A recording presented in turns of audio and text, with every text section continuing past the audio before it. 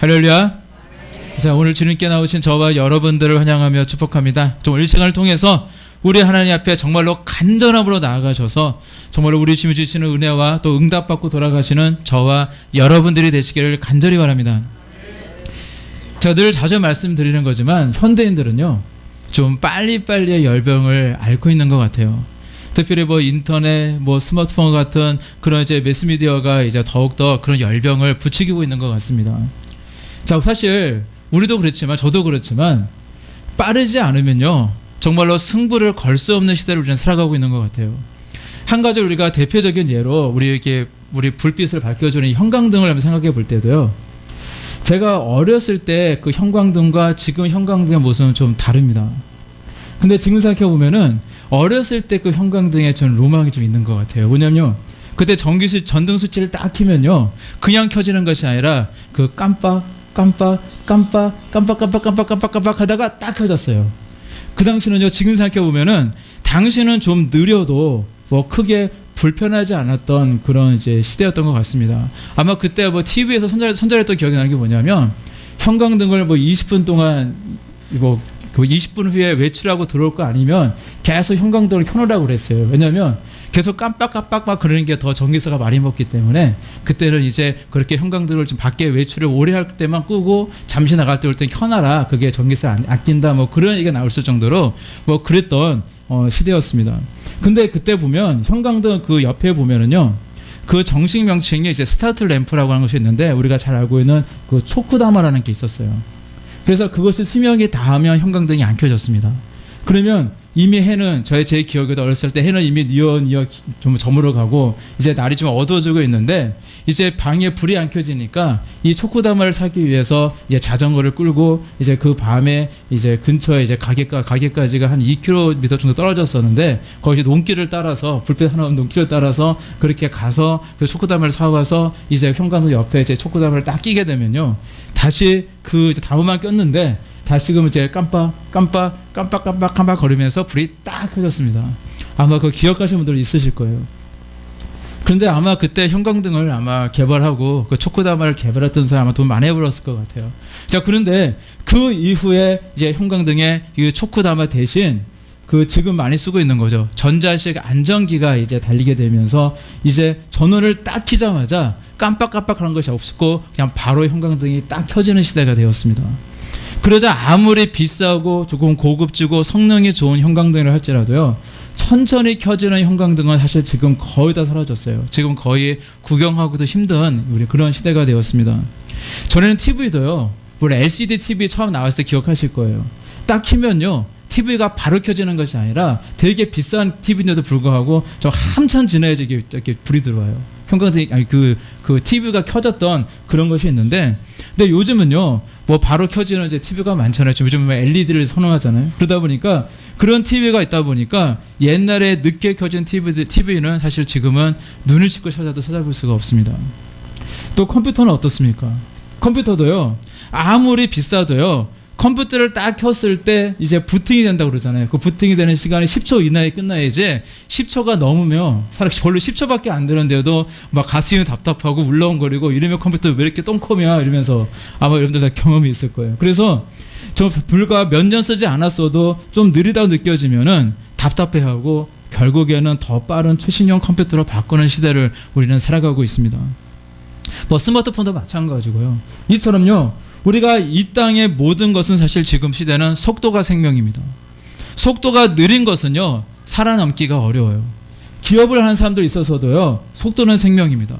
속도 경쟁에서 지게 되면 다른 기업에 밀리게 되고요. 그래서 이 경쟁 구조에서 도태되어지고 살아남기가 어렵습니다. 조금만 늦어도 현대인들은 참 참기 힘들어하는 것 같아요. 그래서 피자나 치킨 같은 걸 주문했는데 빨리 내가 원하는 시간에 와야지. 만약 이게 생각보다 너무 늦게 오게 되면 다시는 그 집에 시키지 않는 그런 시대를 우리는 살아가고 있습니다. 특별히 이제 길거리에 보면은 이렇게 전단지 같은 게 붙어 있잖아요. 근데 이 전단지에도 과학의 원리가 있습니다. 뭐냐면 우리가 어떤 문서를 딱 보게 되어지면 가장 먼저 눈으로 바라보는 데가 있어요. 보통 우측 상단이나 왼쪽 상단을 제일 먼저 봐요. 사람들이 보통 기본적으로. 그래서 눈동자가 그쪽을 제일 많이 보기 때문에 뭔가 그 이제 전단지라는 것도 있어도요. 뭔가 한 번 사람이 딱 봤을 때 강한 임팩트를, 강한 어떤 그런 이제 자극을 줘야 돼요. 그렇지 않으면요, 아무리 오랜 시간 동안 공을 들여서 뭐 예쁘고 멋지게 많은 돈을 빌려서 뭐 정말로 그 디자이너가 막 전단지를 만들었다 하더라도요, 사람들은요 절대 전단지 내용을 읽지 않습니다. 길을 가다가 벽에 붙어있는 어떤 전단지가 다 이렇게 눈에 확 띄었을 때 어떤 문구라든지 어떤 그림이 눈에 딱 들어와서 내 마음을 좀 사로잡아줘야, 그래서 그때 가서 이제 그 안에 뭐라고 써있나라고 보게 되어지는 거거든요. 그래서 뭐 홍보지나 어떤 전단지를 만들 때 한 번 그 사람의 마음을 한 번에 잠깐 보는, 정말로 0.1초 되지 않는 그 순간에 그 사람의 마음을 딱 이렇게 사로잡기 위해서 디자인에 얼마나 많은 신경을 쓰고 있는지 모릅니다. 우리가 흔히 보는 그런 전단지도 그렇다는 거예요. 그래서 이제 그런 문화 때문인지는 모르겠지만 우리 현대인들을 보게 되어지면 참으로 지구력이 많이 부족하다라는 것을 많이 느낄 때가 있어요. 한 자리에서 우리 직장에 들어가게 돼도 끝까지 인내하며 정말 최선을 다해서 내가 여기서 승부를 걸겠다라고 생각하며 정말 승부수를 띄우는 사람보다 조금만 내 마음에 맞지 않으면 이리 옮기고 저리 옮기고, 조금만 어디서 돈을 많이 준다고 하면 다시 금세 세사를 옮기고 있는 그런 사례들도 사실 지금 많이 있습니다. 그런데 그런 사람은요, 사실 성공할 그런 가능성이 너무나도 희박할 수밖에 없는 거거든요. 정말로 내가 있는 그 자리에서 내가 성공하기를 원한다면 이것이 내가 평생으로 업으로 살아가야 될 그런 직업이요, 직장이요, 그런 사업이라는 그런 확신을 가지고 그 자리에서 승부수를 띄워야만 됩니다. 과거에 제가 저희 아버지의 모습을 보면서 사실 이것을 느낀 적이 있어요. 그러니까 저희 아버지가 저희 집이 전라남도 강진입니다. 그래서 뒷산에 올라가면 남해 바닷가가 보여요. 그런 이제 정말로 시골이에요. 냄새가 다릅니다. 여기랑 굉장히 냄새도 좋고 완전 정말로 시골이구나, 여기서는 건강해지겠구나, 뭐 그런 생각이 드는 정말 시골 동네인데, 그래도 저희 집이요, 그래도 시골 동네 조금 잘 나가는 집이었어요. 부모님이 사실은 젊은 시절부터 이제 객지에서 나와서 이제 돈을 벌려고 이제 굉장히 어렵게 사셨는데, 정말로 중노동을 하시면서 정말로 힘들고 어렵게 사시다가 제가 군대를 이제 1994년도 1월 4일에 입대를 했어요. 근데 저희 집은 1994년도 1월 5일날 이사를 갔습니다. 다시 고향으로 이사를 갔어요. 저한테 이제 군대 잘 갔다 하고 이제 딱 저랑 이렇게 인사하고는 바로 이제 올라오셔서, 아니죠, 제가 이제 가평에서 들어갔으니까 거기서 바로 내려오셔서 거기서 바로 이제 전라도로 이제 이사를 가셨어요. 그런데 이 전라도로 이사 가서 다시 고향으로 내려오신 이후에 굉장히 열심히 사셨습니다. 정말로 열심히 사셔서 어느 정도 이제 돈도 많이 모으게 되었고, 그래서 정말 돈도 좀 많이 버셨어요. 그런데 이제 1997년대 정말 잘 아는 사건이죠. IMF가 우리나라에 닥친 거예요. IMF가 닥치게 되어지니까 저희 집이 정말로 큰 어려움을 겪게 되어집니다. 그러니까 여러 가지 상황이 한 번에 겹쳐왔어요. 여러 가지 상황들이 한 번에 겹쳐왔는데, 한 가지만 있어도 되게 힘들 건데 한꺼번에 여러 가지 상황이 계속 겹쳐가지고 굉장히 힘들었던 시기를 저희들은 보내게 되어졌는데, 그 중에 한 가지를 말씀을 드린다면, 지금은 저희 아버지가 연세가 좀 있으세요. 올해 77세인데 그러다 보니까 연세가 있다 보니까 좀 힘이 붙이셔가지고, 전에는 소를 키웠는데 이제 소를 다 팔고 다 외양간을 다 접어버리고 이제는 이제 농사만 짓고 계세요. 그런데 그 당시에 이제 아버지가 이제 한우를 키우고 계셨습니다. 근데 이제 IMF가 오면서 솥값이요 폭락을 해버렸어요. 그러니까 그 당시 황소가 약 한 300만 원 정도 했었는데, 그것이 솥값이 한 100만 원도 못 받게 되었어요. 그러니까 이제 어떤 일이 생기게 되어지냐면, 저희 아버지가 이제 농농사도 하시면서 그 다음에 이제 한우를 이제 40마리 정도를 키우셨는데, 보는 사람마다 왜 그 한우를 키우고 있느냐는 거예요. 왜 갖고 있냐, 왜 멍청하게 왜 갖고 있냐, 이런 얘기를 많이 들었어요. 왜냐하면요, 사료값은 계속 올라갔고요. 그래서 한우값은 계속 폭락을 하다 보니까 한우도 한 마리당 하루에 얼마가 손해였냐면 하루에 3,000원이 손해였어요. 뭐 3,000원 벌고 안 되잖아요. 3,000원. 근데 이 3,000원이 한 달이 되면 9만 원입니다. 이게 1년이 되면요 얼마 정도 돼요? 한 돈백 되잖아요. 그런데 소가 40마리예요. 그러면 1년에 4천만 원이 손해입니다. 그러니까 시골에서 1년에 4천만 원이 손해인데 이 소를 가지고 있을 사람이 누가 있겠어요? 그래서 동네 사람들이요 전부 다 소를 다 팔았어요. 거의 다 팔았습니다. 저희 아버지만 빼놓고 다 팔았어요. 그런데 저희 아버지는 사실 저희 집에 어려운 일이 생기다 보니까 좀 경황도 없었고 의욕도 없었고, 그런데 그래서 그랬는지 아버지는 그 소를 또 그리고 이 소만은 내가 붙잡고 있겠다는 그런 마음을 가지셔가지고 그래서 계속 아버지는 끝까지 그 소를 붙잡고 계셨습니다. 근데 그 후에 어떻게 되는지 아세요? 자, 소가요 그 당시 어떨 때는 거의 뭐 80만 원, 뭐 내내 한 300만 원 하던 게 뭐 90만 원까지 떨어져가지고 이제 그렇게 이제 바닥으로 떨어진 소값이요 이제 갑자기 폭등을 해서요 가격이 높을 때는 거의 500만 원이 넘어갈 정도의 소값이 올라가게 되어져요. 그래서 그 당시에 손해봤던 것 다 뽑고도 남을 만한 돈을 버셨습니다. 그때 소를 팔았던 사람들, 아버지를 욕했던 사람들, 그 사람들이 얼마나 아버지를 보면서 배 아파하시고 속상했는지 모릅니다. 근데 우리가 인생을 살아가는 방법도 이럴진데 하물며 우리가 신앙생활의 모습도 마찬가지라는 겁니다. 우리가 신앙생활을 잘하려면요 우리가 어떤 뭔가 우리가 확신을 가지고 어떤 사업을 하거나 뭔가 일을 할 때에 정말 인내와 끈기를 갖는 모습처럼 반드시 우리의 신앙생활도요 반드시 인내와 끈기가 있어야 됩니다. 누구나 이루고자 하는 꿈이 있고 목적이 있다면, 내가 신앙이 있다면, 내가 그리스도인이라면 아마 다들 기도하고 계실 거예요. 그런데 쉽게 이루어지지 않는다고 낙담하고 포기해버리는 경우가 너무 많이 있다는 것입니다. 하나님이 분명 주시는 언약도 있고 약속도 있어서 그것을 믿고 기도하고 있다면, 정말로 꼭 이루고 싶은 그런 소망이 있다면 끝까지 이루어질 줄을 믿고 기도해야 될 줄로 믿습니다. 그러니 그러나 이렇게 빨리 이루어지지 않는다고 해서 낙담하고 포기해 버린다면 절대 아무런 열매도 우리는 거둘 수가 없는 것입니다. 사회에서 뭔가 성공의 길을 가기 원한다면 그 분야에 대해서 믿고 저 잘될 거로 믿고 인내와 끈기가 필요한 것처럼 우리 신앙도요 정말로 열매와 응답을 원한다면 정말로 끝까지 나아가고자 하는, 하나님만 붙들고자 하는 그런 인내와 끈기가 있어야 된다는 것입니다.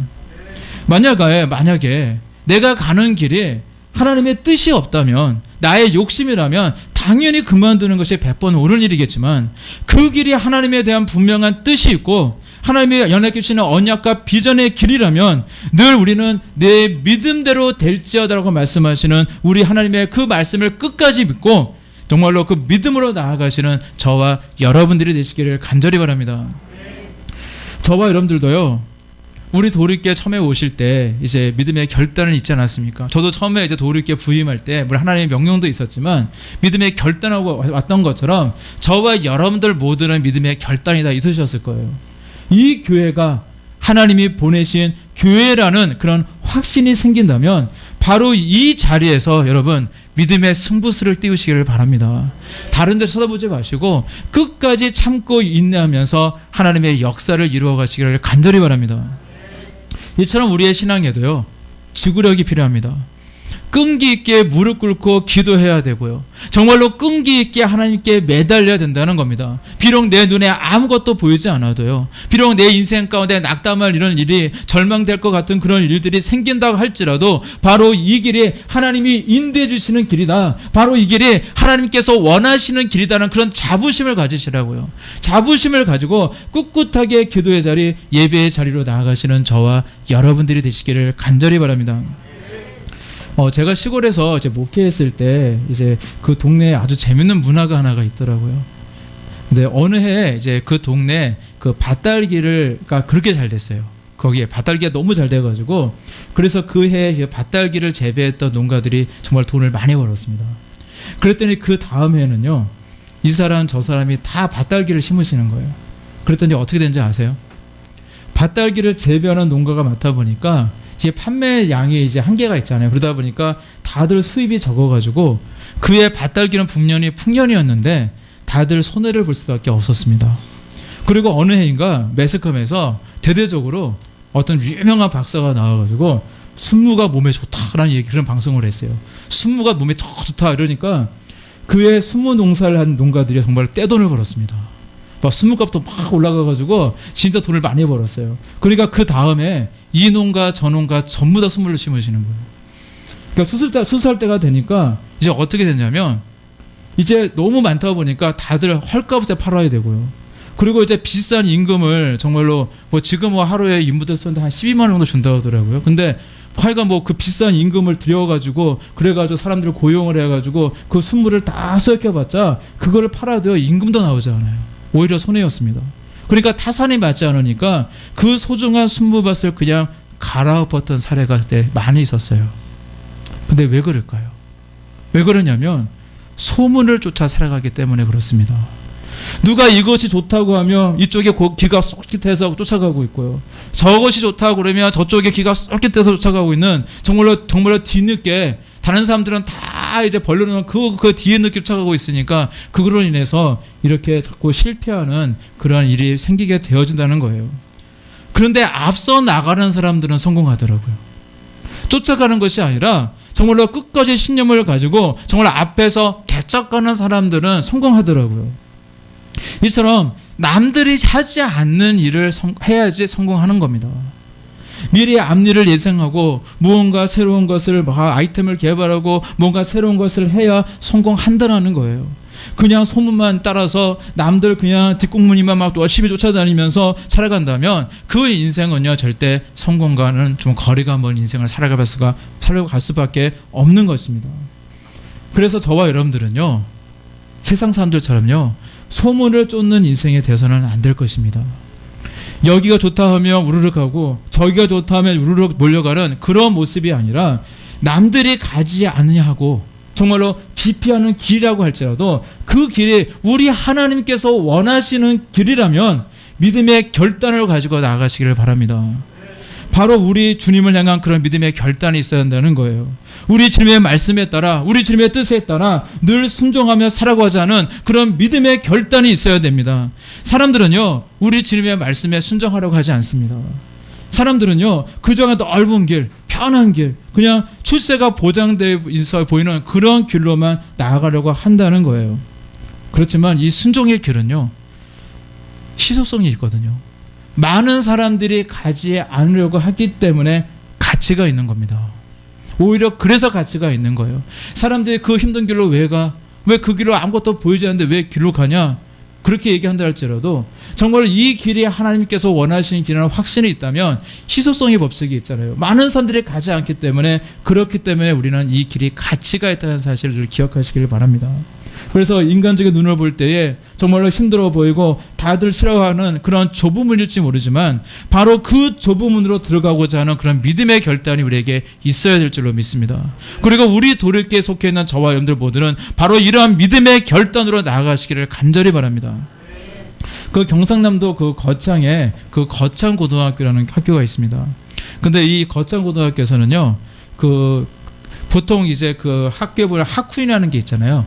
뭐 학훈이라고 교훈 뭐 그런 게 있는데 거기에 이제 어떤 이제 있냐면 직업 선택 10계명이라는 그런 것이 있다고 그래요. 거기는 있다고 그래요.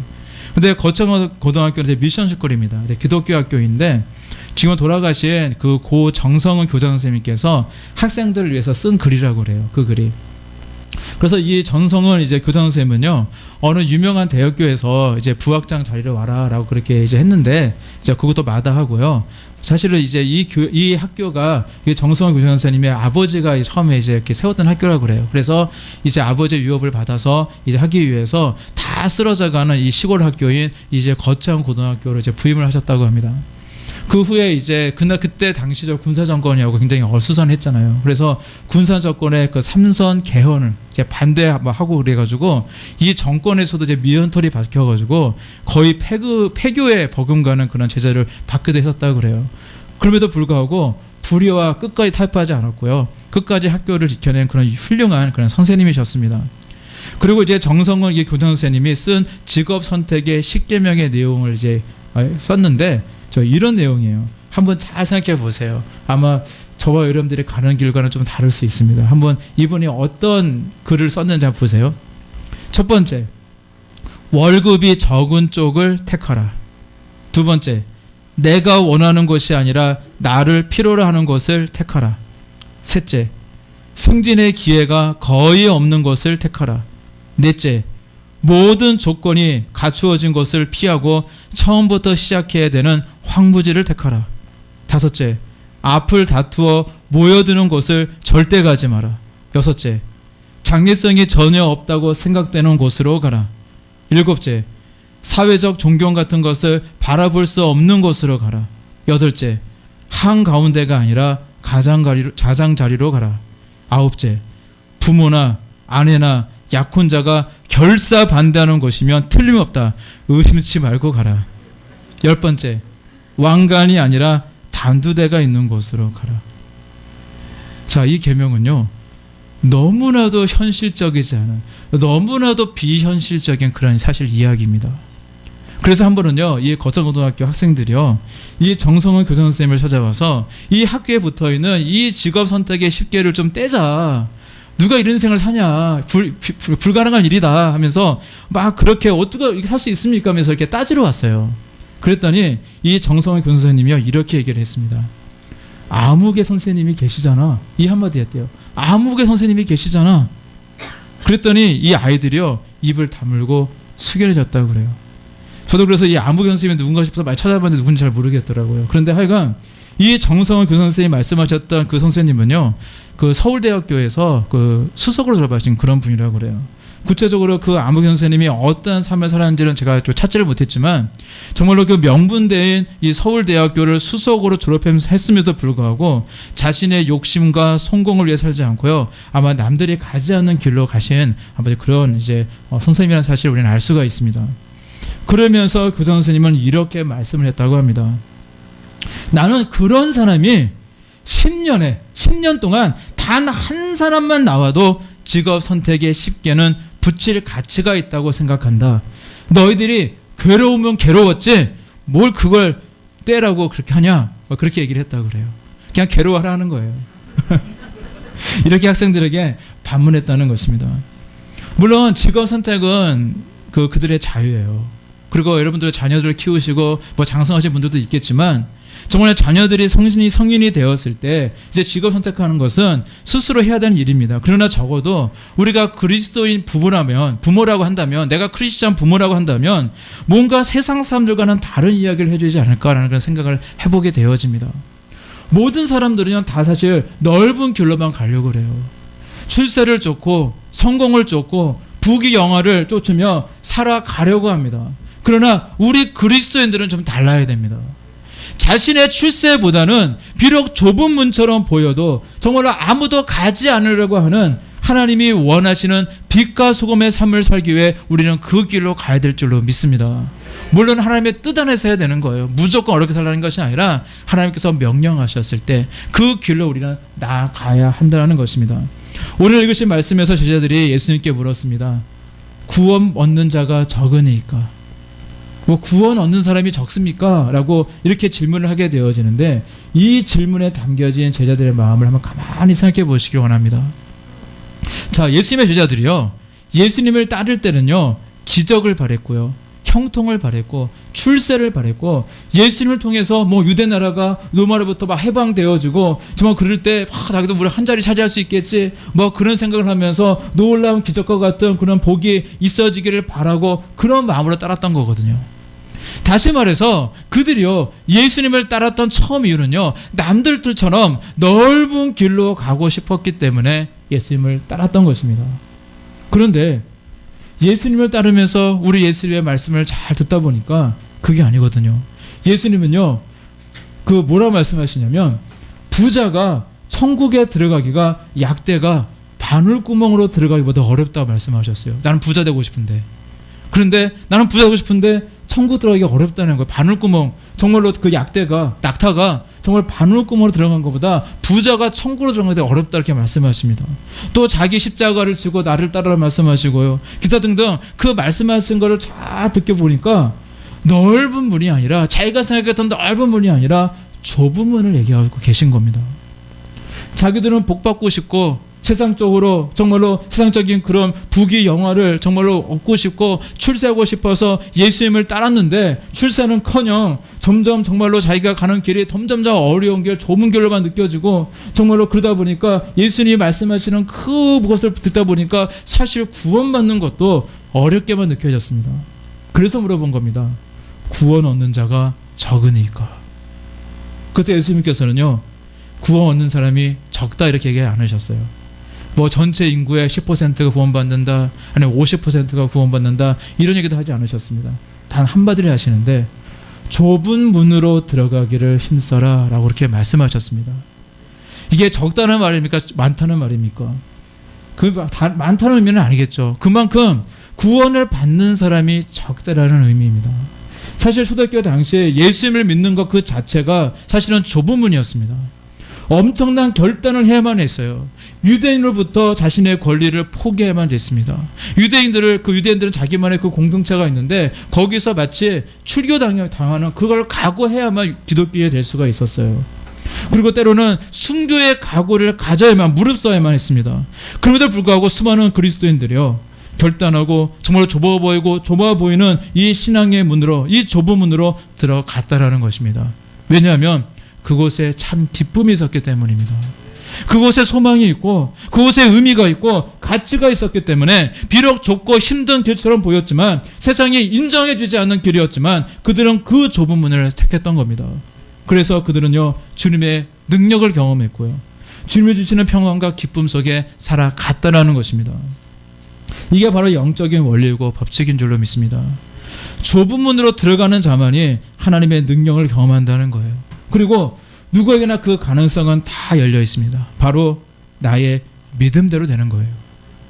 되면 되고요, 말면 말고요, 그런 뜨뜻미지근한 그런 신앙이 아니라 바로 이 순간 내가 그 좁은 문으로 들어가고자 내가 믿음으로 결단하고 정말로 그 길이 좀 험하고 힘들다고 하더라도 오직 우리 예수님만 붙들고 살아가는 모든 사람들은요, 누구나 우리 주님의 놀라운 역사와 놀라운 은혜를, 놀라운 능력을 반드시 경험하게 될 줄로 믿습니다. 그 옛날 2000년 전으로 다시 되돌아가게 되어지면요, 예루살렘 성에 성문이 있었습니다. 근데 그 성문이 굉장히 큰 성문이었어요. 근데 이 큰 성문요, 아침에 열었다가 저녁이 되면 닫아버렸대요.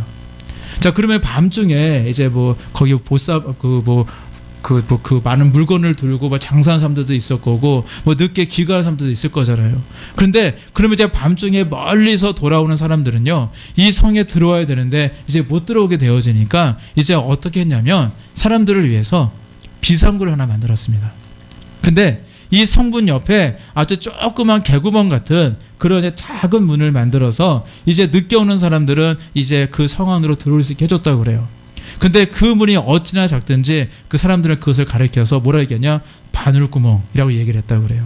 그만큼 별명을 갈 정도로 아주 사람 한 사람만 간신히 이렇게 빠져나올 수 있는, 너무 좁아서 사람만 간신히 이렇게 뚱뚱한 사람 좀 힘들겠죠, 배가 껴서. 그러니까 그렇게 조그만 그런 문을 만들었다고 합니다. 그러다 보니까 자기 몸 하나 이제 간신히 갈 수 있으니까 이제 말을 타고 들어갈 수 없고요, 큰 짐이 있으면요, 그 짐 본따라 들어갈 수가 없습니다.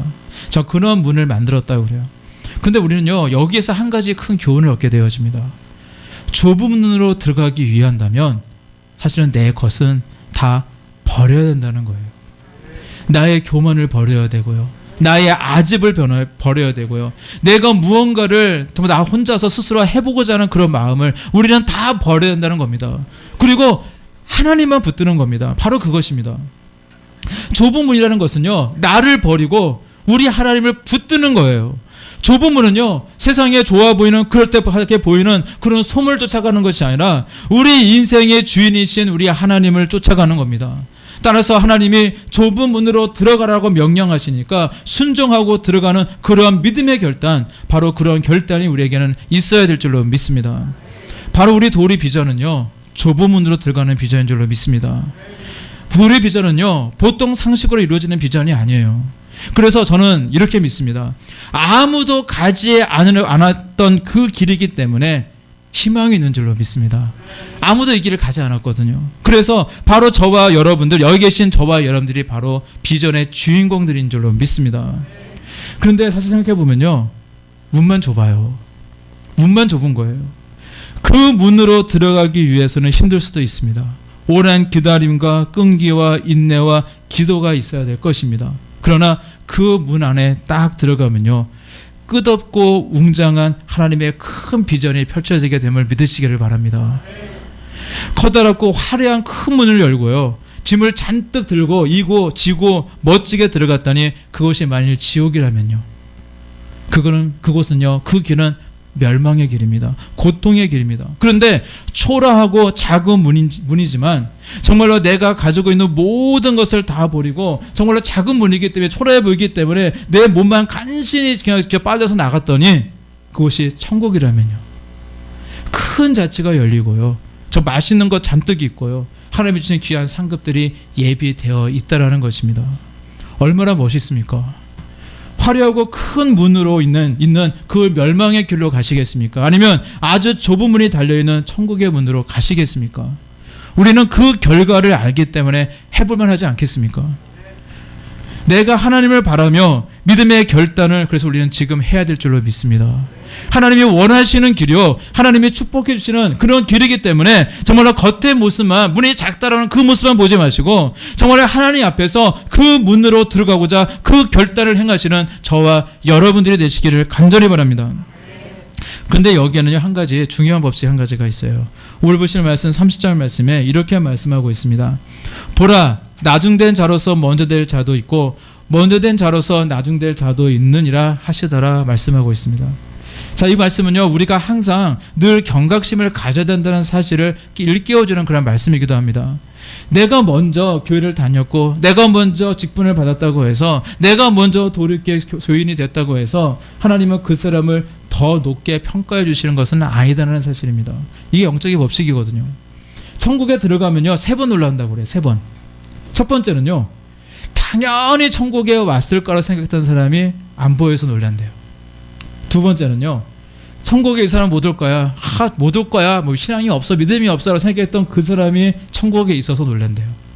세 번째는요, 나 같은 죄인이 천국에 있어서 천국에 왔기 때문에 놀라게 된다고 합니다. 이렇게 천국에 가면 이렇게 3번 놀란다고 그래요. 근데 우리 신앙생활은요, 정말로 지금 잘한다고 해서 나중까지 잘하는 것도 아니고요. 지금 좀 내가 연약하다고 해서 나중까지 못하는 것도 아닙니다. 중요한 것은요, 우리의 신앙생활을 끝까지 잘하는 겁니다. 과거에 내가 신앙생활을 잘했다고 해서 구원받는 것도 아니에요. 지금 잘해야 돼요. 지금까지 잘못했다면 지금부터 잘하면 됩니다. 지금 우리 예수님을 잘 믿으며 신앙생활하는 것이 가장 중요하다는 사실입니다. 마치 이와 같이 구원을 받는 문제만이 아니라 우리가 이 땅에서 승리하는 삶을 살기 위해서도요, 바로 지금이 중요한 줄로 믿습니다. 지금 내가 좁은 문으로 들어가고 있느냐라는 것입니다. 지금 내가 순종의 문으로 지금 들어가고 있느냐는 것입니다. 신앙의 나태함 때문에 나중된 자가 돼서는 절대 안 되잖아요. 그래서 늘 끝까지 우리 신앙에 최선을 다하며 분투하는 모습으로 나아가셔서 정말로 먼저 되신 분이라면 끝까지 계속 잘하셔서 먼저 된 자가 되시기를 바라고요. 자신이 지금 좀 나중에 믿게 되고 좀 나중된 모습인 것 같다면 나중된 자로서 먼저 된 자의 그런 복과 은혜를 누리시기를 바랍니다. 그래서 이 땅에서 끝까지 승리하며 살아가시는 저와 여러분들이 되셔서 우리 도끼를 통해서 이루시는 그 놀라운 역사도 꼭 경험하시고요. 또 우리 하나님께 더욱더 존귀하게 쓰임받으시는 저와 여러분들이 되시기를 우리 주님의 이름으로 간절히 축원합니다. 기도하시겠습니다.